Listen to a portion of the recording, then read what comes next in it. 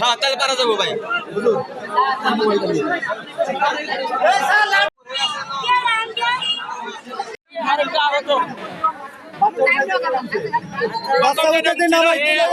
আরেকজন রয়ে গেছে গা, এটা একটু তদন্ত ভাই।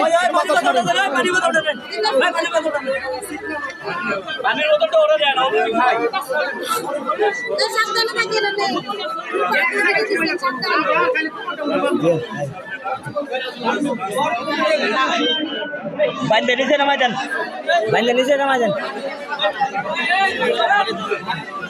আরেকটা কাজ করলে ভাই পারা যাবো, যদি কোনো ডাক্তার তো কোনো অক্সিজেন থাকে, হ্যাঁ ভাই যদি কোনো ডাক্তার তো কোনো অক্সিজেন থাকে তাহলে ওটা পারা যাবো। হ্যাঁ হ্যাঁ তাহলে পারা যাবো ভাই।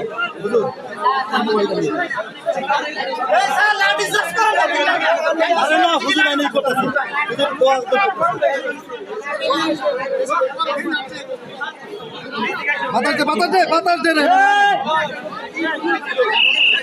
ভাই, বল মই দেব।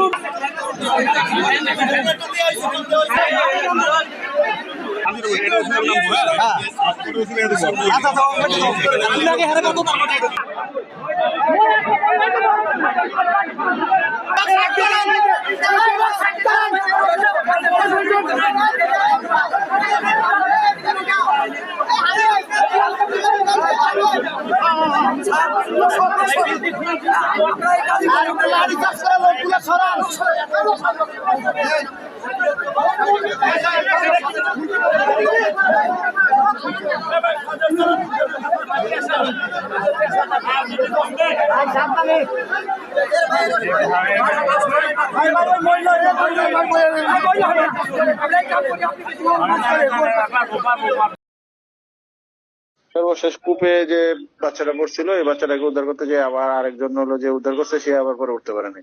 পরে আবার এই স্থানীয় লোকজন চেষ্টা করে উদ্ধার করছে, উদ্ধার করে হাসপাতালে দুইজনকে পাঠানো হয়েছে। এখন আমাদের জানা মতো এখনো সুস্থ আছে। কি ছিল ঘটনা? প্রাইভেট কার হরন দিছে এই রাস্তার ভিতরে, পরে পিচ্ছি দৌড় দিছে, দৌড় দেওয়ার পরে নিচে গেছে। আর ওরা কোনো কিছু আছে বুঝেইনি। এখানে তো এই সাইডটা অন্ধকার দেখার কি না দেওয়ার কারণে ছেলেটা হাইটার গেছে, গেলে মনে করেন তো পড়ে গেছে। পয়লা দেওয়ার পরে দুইটা মহিলা শিক্ষার ভাবতেছে যে এনে খোলা মানুষ পড়ছে। পরে আমি দোকান করি, কাঁঠাল বিক্রি করতেছি। পরে দৌড়ায় যায় দেখি সত্য। পরে অভি দৌড় দেয়, আমি রশি আনছি, সিঁড়ি আনছি, আইনা আরো 5-7 জন লোক ডাক দিয়া পরে সিঁড়ি নামাই দিছি।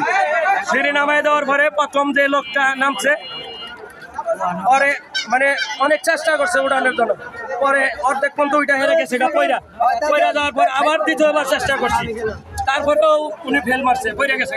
পরে তৃতীয় একজন লোক আসলো, আইসা পরে উনি আবার নামে ওনারে উদ্ধার করা হয়েছে, ছেলেটারে উদ্ধার করা হয়েছে। কিন্তু প্রথম যে নাম ছিল উনি আরো অসুস্থ হয়ে গেছে বেশি। পরে লাস্টে প্রথম যে নাম ছিল হ্যাঁ উদ্ধার করা হয়েছে। 2 ঘন্টার উপরে সময় লাগছে আমাদের এই কাজটা করতে। ফায়ার সার্ভিস কোথাও ফোন দিছিলেন? ফোন দিছি অনেক, অনেক ফোন দিছি।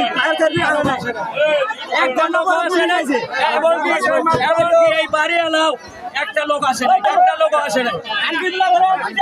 হ্যাঁ আসে নাই। শুনতো যে 5 লাখ টাকা পাওয়া গেছে, তাহলে কিন্তু 1 সেকেন্ড লাগতো না বাড়ি থেকে আইতে, 1 সেকেন্ডও লাগতো না আইতে। যদি ঘুমতো 5 লাখ টাকা বই রয়েছে ওই গাতার মধ্যে, তাহলে সবার আগে আইলো নিতে বেটা আমার টেন নিয়ে ধস করে। এই কাঠের ঘর এই ঠিক বানাইবেন সব আপনারা মনে করেন বিজয় বুঝাই রাখলো, মিরাজ ছিল, রুল নাকি ছিল।